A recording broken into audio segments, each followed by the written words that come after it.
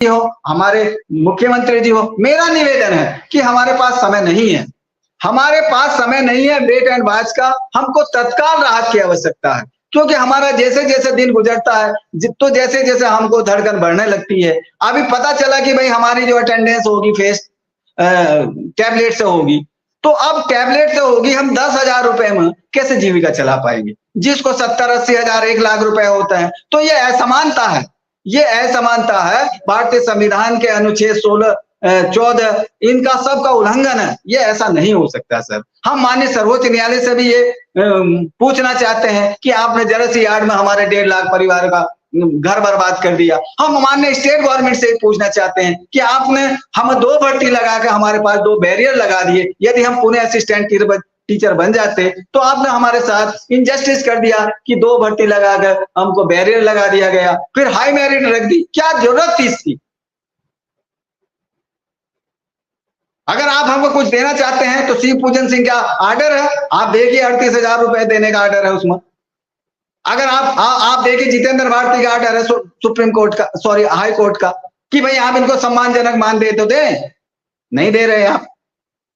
भोला शुक्ला का supreme court का order है, आप उसकी आड़ में सबको नियमितकरण कर सकते हैं, असिस्टेंट टीचर बना सकते हैं। राम शरण मौर्य का स्पष्ट आदेश है। कैसे हो गई भाई, समस्या हो गई।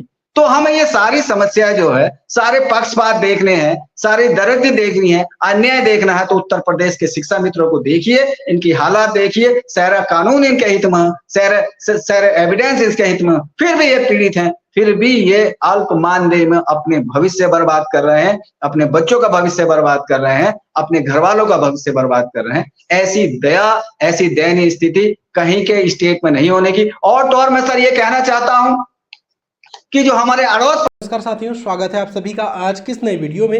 ये वीडियो आप सभी शिक्षा मित्र साथियों के लिए बेहद ही महत्वपूर्ण होने वाली है। साथियों, इस वीडियो के माध्यम से आप सभी को हाल ही के अंदर की एक महत्वपूर्ण सूचना, दरअसल अगर हम बात करें अस्थायीकरण को लेकर सरकार की वास्तविक जो मंशा है, उस मंशा के ऊपर रिसेंट में ही आपकी कुछ नेतृत्वकर्ताओं के द्वारा कुछ जानकारियां दी गई हैं। वो जानकारियां आगे प्रॉपर तरीके से आपको वीडियो में देंगे। सभी साथी वीडियो को पूरा देखें। चैनल को अभी तक आपने सब्सक्राइब नहीं किया है, सब्सक्राइब भी कर लें। अब चलते हैं अपडेट पर।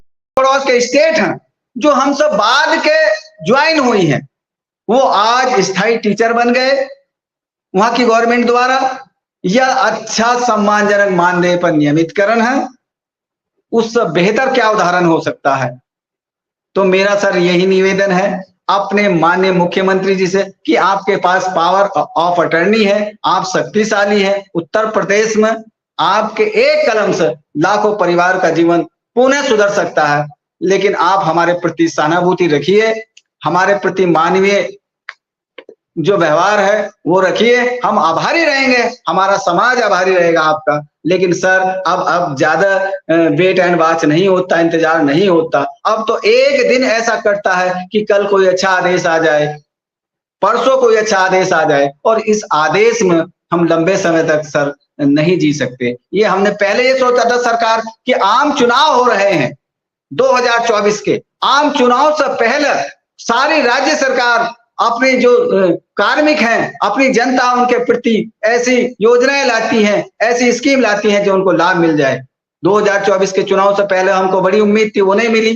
फिर चुनाव आचार संहिता की आड़ में हमको रोक दिया गया।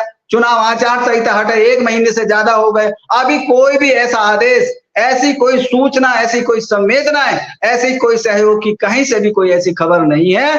कि वैसी काल्पनिक बात तो लोग करते हैं, आज होगा, कल होगा, परसों होगा, अच्छा होगा, बुरा होगा। ये 7 वर्ष हो गए सुनते सुनते, कान पक गए, लेकिन कोई ऐसा ठोस आदेश, ठोस ऑर्डर अभी तक हमारे समक्ष नहीं आया जिससे हम सहानुभूतिपूर्ण, नैतिकता के, मानवता के अपने हौसले को बुलंद करके ये कह सके कि हम भी भारत के नागरिक हैं, हम भी उत्तर प्रदेश के नागरिक हैं, और हमने इतने लंबे समय तक सेवा दी है, हमारा यह आदेश आ गया है, अब हम खुशहाल से जीवन जी सकते हैं। समझा दिया कि कैसे कैसे किस किस मामले को लेकर क्या क्या कोर्ट के आर्डर हैं, और शिक्षा मित्रों को समझना पड़ेगा। मैं जो शिक्षा मित्र का संगठन लगातार मेहनत कर रहा है उसको भी बधाई देता हूं कि शायद कोई रास्ता निकले, लेकिन जब तक नहीं निकलता है तब तक कोई भी किसी पर भरोसा नहीं करता है। फिलहाल भरोसा का मसला फंसा हुआ है। भरोसा डगमगा इसलिए रहा है कि बार बार लगता है कि आज हो जाएगा, लेकिन शाम को वो सूरज उस बदली में छिपा रह जाता है और सूरज के दर्शन नहीं होते, जैसे कई दिनों तक लगातार बारिश का माहौल बन जाता है। आज शिक्षा मित्र अनुदेशक को वही काले बादल नजर आ रहे हैं, सूर्य का प्रकोप उन्हें दिखता नजर नहीं आ रहा और वो काले बादलों का भरोसा कब तक करता रहे, इसी अंधकार में वो अपना जीवन जिए जा रहा है। लेकिन जिस तरीके से आपने कहा कि कई लोग आज मौत के मुंह में चले गए, कई के परिवार खत्म हो चुके हैं, कई बर्बाद हो गए, तो ऐसे में उन सबकी भी चिंता होनी चाहिए। लगातार अब सेवानिवृत्त होने का वक्त आ गया है। अगर कुछ नहीं हुआ तो आखिर ये शिक्षा मित्र सेवानिवृत्त होने के बाद घर लेकर क्या जाएंगे, क्या बताएंगे अपने बच्चों को कि एक विभाग में हम इतने